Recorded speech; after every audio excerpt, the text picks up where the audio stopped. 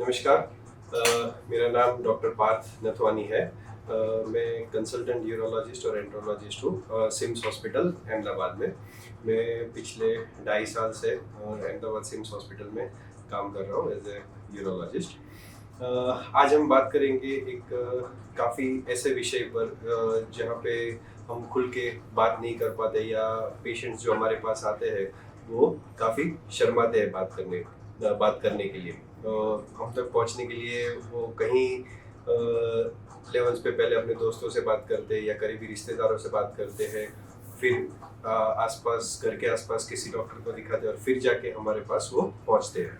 तो आज का जो टॉपिक है वो है इरेक्टाइल डिसफंक्शन के लिए, मतलब जिन पेशेंट्स को लिंग टाइट होने की दिक्कत होती है उनके लिए।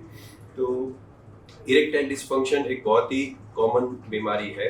ये तकरीबन जो है 40 से 70 साल के बीच में जो पुरुष होते हैं उनमें देखी जाती है। हाँ, 40 से कम की उम्र में भी ये हो सकता है, बट ये ज़्यादा कॉमन 40 से 70 साल के बीच में रहती है। इरेक्टाइल डिसफंक्शन जो बीमारी है बेसिकली वो क्या है? इरेक्टाइल डिसफंक्शन मतलब कि जहाँ पे पेशेंट को लिंग टाइट होने में या तो फिर इरेक्शन को मेंटेन करने में दिक्कत आती है, जिससे उनकी पर्सनल लाइफ बहुत ही अफेक्ट होती है। और ये ऐसे मुद्दे हैं जहाँ पे पेशेंट्स खुल के बात नहीं कर पाते हैं। इसमें कोई घबराने वाली या शर्माने वाली बात नहीं है, एक बहुत ही कॉमन बीमारी है। ये अगर इसका इंसिडेंस हम देखें तो ये तकरीबन 52 से 60% लोगों में देखी जाती है, जो कि 40 से 70 साल के बीच में है। तो ये बीमारी होने की वजह क्या है? तो इसके कई सारे कारण हैं, पर अगर मैं इसको डिवाइड करूँ तो 2 मुख्य कारण हैं। एक तो है ऑर्गेनिक, मतलब कि कुछ पेशेंट को अंडरलाइन कोई बीमारी हो, और दूसरा है साइकोलॉजिकल। तो जो कॉमनेस्ट रीज़न है वो है साइकोलॉजिकल। साइकोलॉजिकल मतलब कि पेशेंट को स्ट्रेस है, एंग्जाइटी है, डिप्रेशन है, या पेशेंट अपने पार्टनर के साथ उनके रिलेशन अच्छे नहीं है या उनके साथ झगड़ा है। तो ये सब चीज़ें जो है उनके मानसिक संतुलन को अफेक्ट करती है और उसके कारण वो ऐसी चीज़ें अनुभव करते हैं। इसमें क्या होता है कि अगर आपके पार्टनर के साथ आपकी लड़ाई होती है या आप दोनों का जो मेंटल स्टेटस है वो अगर ठीक नहीं है, या आपको काम का कोई स्ट्रेस है, पैसों का स्ट्रेस है, घर में कोई माता पिता या बच्चे बीमार है उसका स्ट्रेस है, या आप डिप्रेशन से सफ़र कर रहे हो किसी चीज़ की वजह से, तो ये सब चीज़ें आपके माइंड के ऊपर अफेक्टेड रहती है और उसके कारण आपको ये इरेक्टाइल डिसफंक्शन हो सकती है। दूसरा जो रीज़न है वो है कि अपनी लाइफस्टाइल। तो फिर अपनी लाइफस्टाइल मतलब अगर आप स्मोकिंग करते हैं, ड्रिंकिंग करते हैं बहुत ही एक्सेसिव मात्रा में, तो ये आपकी जो सेक्सुअल परफॉर्मेंस है, जो इरेक्शन होने की क्षमता है, उसको अफेक्ट काफ़ी हद तक करती है। कभी कभार ओकेजनल स्मोकिंग या ड्रिंकिंग से इससे ज़्यादा फर्क नहीं पड़ता है, बट अगर आप रेगुलरली करते हैं तो इससे काफ़ी इफेक्ट होती है। दूसरा आता है ऑर्गेनिक, मतलब कि पेशेंट को कोई सेकेंडरी बीमारी है। तो ये कौन कौन सी बीमारियां हैं जिनसे ये चीज़ें हो सकती है? तो ऐसी काफ़ी बीमारी है, जैसे कि सबसे कॉमनेस्ट है एथेरोस्क्लेरोसिस, मतलब जो खून की नसें होती है उसमें गठन हो जाता। तो ये क्यों होता है? ये इसलिए होता है कि अगर आपका कोलेस्ट्रॉल लेवल ज़्यादा है या आपको कोई हार्ट का प्रॉब्लम है जो कि इससे सेकेंडरी होता है, तो इसमें ये कॉमनली देखा जाता है। दूसरा जो रीज़न है वो है ब्लड प्रेशर। अगर आप ब्लड प्रेशर से पीड़ित है और काफ़ी सालों से आप उससे पीड़ित है, तो ये जो आपकी खून की नसें है उसको खराब करता है और उसके कारण आपको ये तकलीफ होती है। तीसरा जो रीज़न है वो है डायबिटीज़। डायबिटीज़ में भी यही चीज़ होती है, जो पेनिस की जो ब्लड सप्लाई है वो थोड़ी सी कम हो जाती है और उसके कारण जो पेशेंट है उनको अनुभव होता है कि वो ठीक से उनको इरेक्शन में इश्यूज आते हैं। ठीक है, तो ये सब दूसरे कारण से। दूसरा रीज़न से, अगर आपकी कोई सर्जरी हुई है, मतलब कि ऐसी सर्जरी जो कि आपकी स्पाइन की हो या कई बार ब्रेन की सर्जरी हो, या फिर नीचे जो पेल्विस का हिस्सा होता है वहाँ की अगर आपकी कोई सर्जरी हुई हो, जिससे आपकी जो जो नसें है जो पेशाब के भाग को सप्लाई करती है, अगर उसमें कुछ इंजरी हुई है एक्सीडेंट की वजह से या बीमारी की वजह से, तो आपको ये तकलीफ महसूस होती है।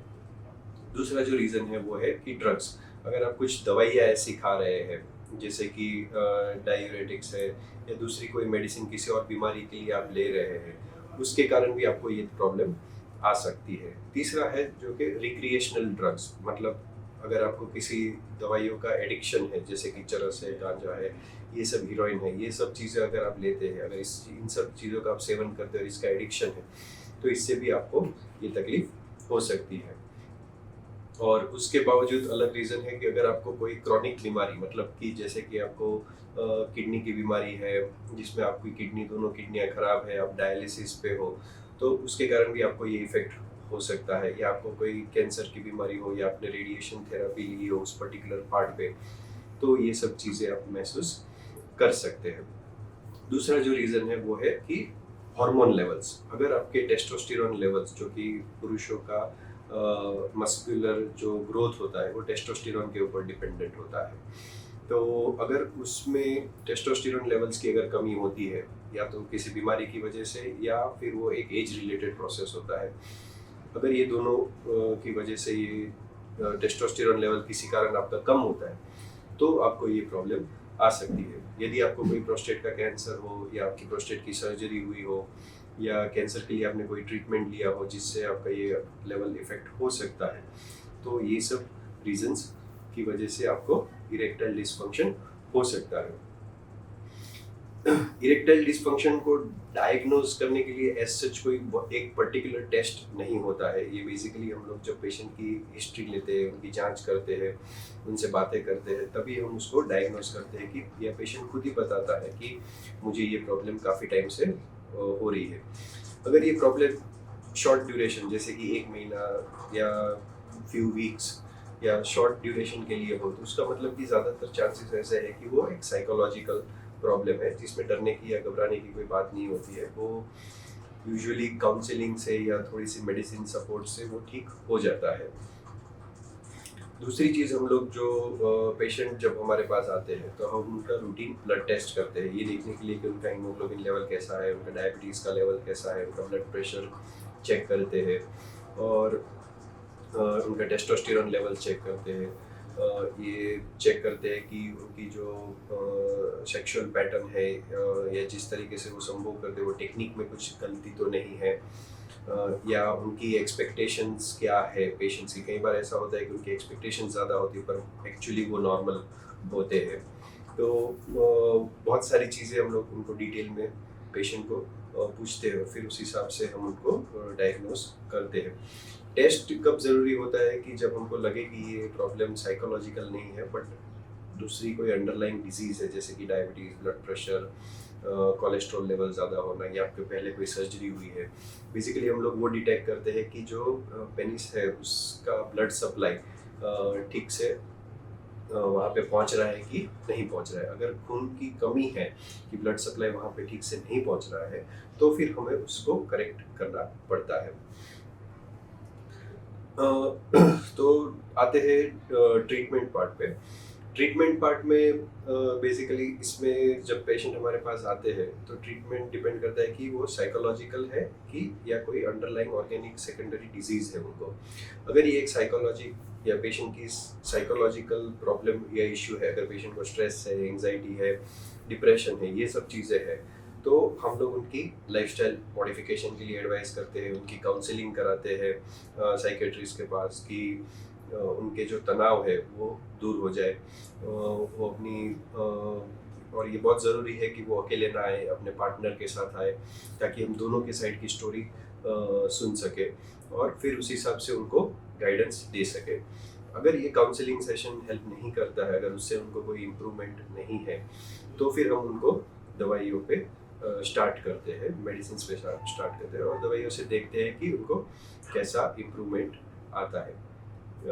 अगर उसके बाद भी उनको ठीक नहीं है, तो दवाइयों के अलावा भी हमारे पास बहुत सारी ऐसी चीज़ें होती है जो हम उनको ऑफ़र कर सकते हैं, जैसे कि वैक्यूम डिवाइसेस आते हैं या फिर हम लोग पेनिस में एक इम्प्लांट्स आता है जिसको हम लोग प्रोस्थेसिस, पिनाइल प्रोस्थेसिस बोलते हैं, वो हम लोग उसमें इम्प्लांट करते हैं।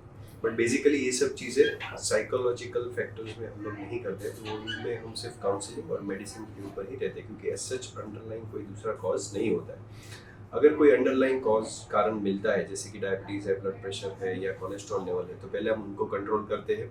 वो कंट्रोल होने के बाद अगर पेशेंट को इम्प्रूवमेंट है तो आगे कोई और ट्रीटमेंट की ज़रूरत नहीं रहती है। तो उनको सिर्फ लाइफस्टाइल मॉडिफिकेशन और ये जो डायबिटीज़, ब्लड प्रेशर और एथेरोस्क्लेरोसिस है, वो डिजीज़ को उनको कंट्रोल करना है। अगर ये सब चीज़ों से उनको इम्प्रूवमेंट नहीं है तो फिर हम उनका एक सोनोग्राफी करते हैं, नीचे पेनिस के पार्ट का एक सोनोग्राफी करते हैं, और वो सोनोग्राफी में हम लोग उनका ब्लड फ्लो कैसा है वहाँ का वो एसेस करते थे। अगर ब्लड फ्लो में उनको प्रॉब्लम आती है तो फिर हम पहले उनको मेडिकल थेरेपी यानी कि मेडिकल मैनेजमेंट करते हैं। अगर पहले दवाई दे के उनको ऑब्जर्व करते हैं कि दवाई से उनको कैसा है। अगर उनको मेडिसिन से इम्प्रूवमेंट नहीं है तो हमारे पास दूसरे ऑप्शंस हैं, जैसे कि हम लोग पेनिस के पार्ट में उनको इंजेक्शंस लेना सिखाते हैं, जहाँ पे वो पेनिस में सेक्स करने के फ्यू मिनट्स पहले वो लोग पेनिस में एक छोटा सा इंजेक्शन देते हैं, जो कि हम पेशेंट को सिखाते हैं, वो उनको अपने आप नहीं लेना चाहिए, और उससे अगर उनको इम्प्रूवमेंट है तो वो चालू रखते हैं।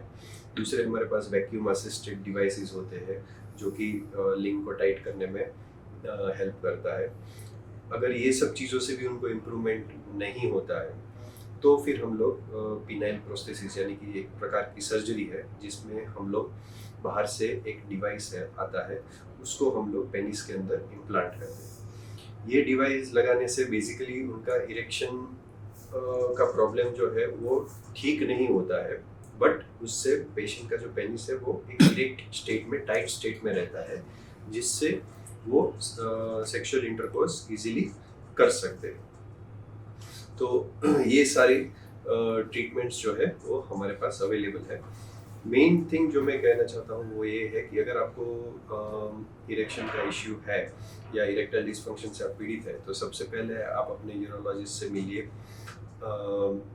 उनके साथ डिस्कस करिए कि ये क्यों हो रहा है, किस रीज़न से हो रहा है, उसका अंडरलाइन कोई सेकेंडरी कॉज है या नहीं है, या ये सिर्फ साइकोलॉजिकल है।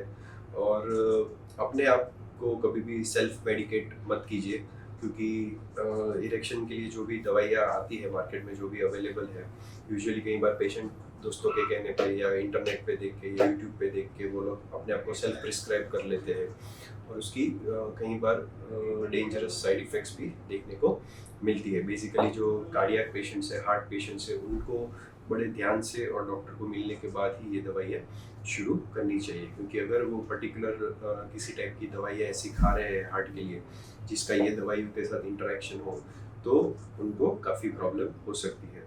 इसके लिए कभी भी अपने आप को सेल्फ मेडिकेट मत कीजिए और डॉक्टर को मिलने से हेजिटेट मत कीजिए।